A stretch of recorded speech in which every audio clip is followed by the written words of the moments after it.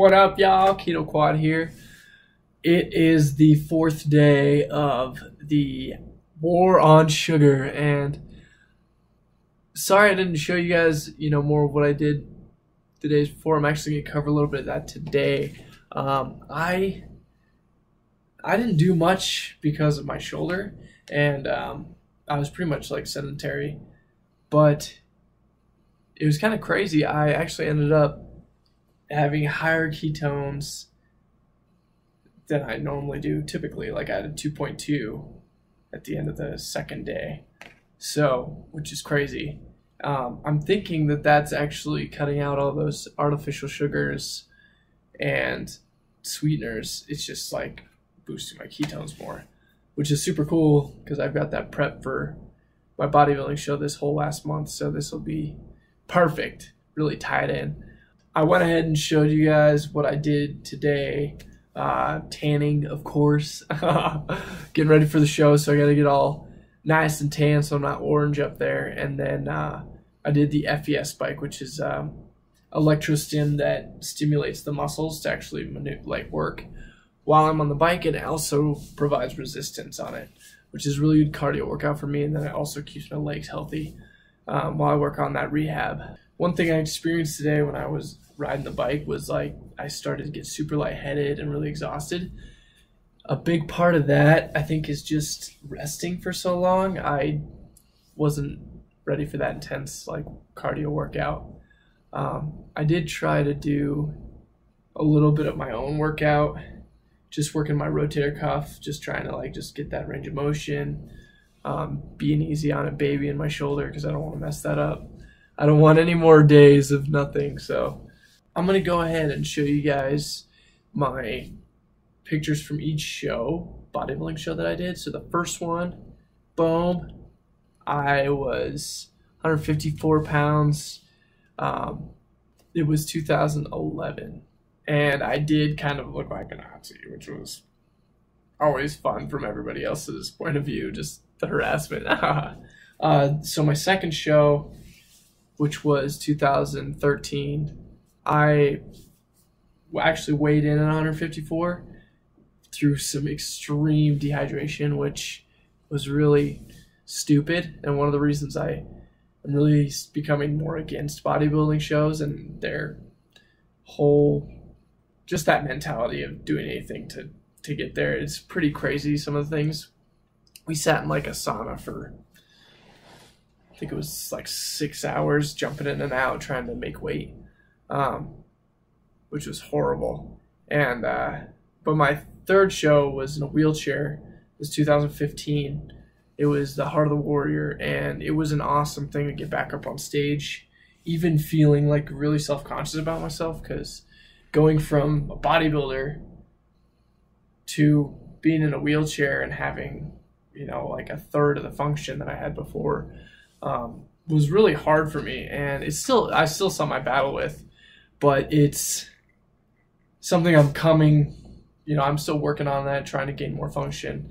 But I've accepted myself for how I am, and this is life, and I'm gonna just keep moving forward and loving myself and people around me as well. So here are my updated photos of me right now, which is looking pretty awesome, and I feel good, I'm strong, and that's really more my focus now, more than like bodybuilding, is becoming stronger so that I can do more as a quadriplegic, like be more independent, be able to, pick my ass off the floor.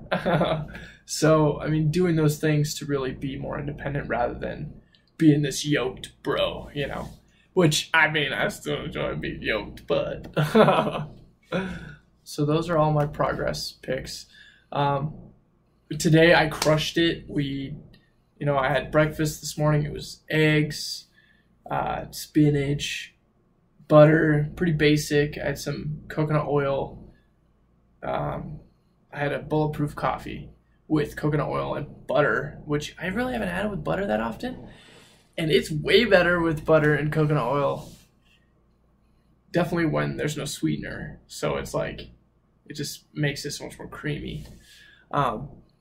So that was my breakfast. And then for lunch, I had Actually, I didn't eat lunch today. I had dinner, which was about half an hour ago, and it was burger patty, sauerkraut for like probiotics, and then liver. So I eat liver. A lot of people don't like it, and I actually don't really like the texture either. I'll eat it with other things so that I can kind of mask the texture, but liver is a super good source of vitamins and minerals, and it's just a pretty cheap meat too, and it's very, very good for you. So rather than pump myself full of all these supplements, I try to get it naturally. So organ meats are a really good way to do that, and I'm trying to incorporate more and more of those as time goes on too, and try to find recipes that taste good, not just this. The texture's what messes with me. So however I can get rid of that, I'm good. I've been doing a lot of like cooking at home because it's easier. I know that it's everything I put in. I know exactly what's on the ingredients list. Tomorrow I'm actually gonna reach out a little bit, or actually the day after tomorrow, I'm gonna go and eat out and see what I need to do to really find out like what's in everything. One of the reasons I don't like do a lot of fast food is because of like canola and palm oil. A lot of those restaurants cook with that because it's cheap, and I know that from working at Mickey D's way back in the day. But I would like to avoid that because it does make me feel crappy, and it's a fat, but it's not a good fat. So I'll stick to my butter, coconut oil, and all the other goods. You know, as we're going through this process of the 21-day challenge of no sugars, sweeteners, artificial sugars, whatnot, I invite you guys to join in this and kind of feel what it has to offer. Because I was thinking it was going to be hard because of like restricting myself more, but it's actually been pretty nice. Like I feel good. One of the hard things I did realize though is my pre-workout. I can't have my pre-workout, but luckily I'm such a nerd, I guess, that I bought each individual supplement unflavored, like just straight, mostly because I try to avoid the dyes, because the dyes really mess with my bladder. Being a quad, it'll like just like all of a sudden, boom, I like piss myself. Like, what just happened? And I've linked it to that. Like once I cut out dyes, that doesn't happen. I can control and feel and know when it's coming. That was actually one thing that happened when I did that carb up day. Was I fell asleep and I woke up and I pissed myself. And I was like, whoa, like what just happened? And I don't know what that was exactly. It kind of makes me question like how that affects people's bladders on the daily. Like definitely quads, quadriplegics, paraplegics, not being able to feel or have sensation.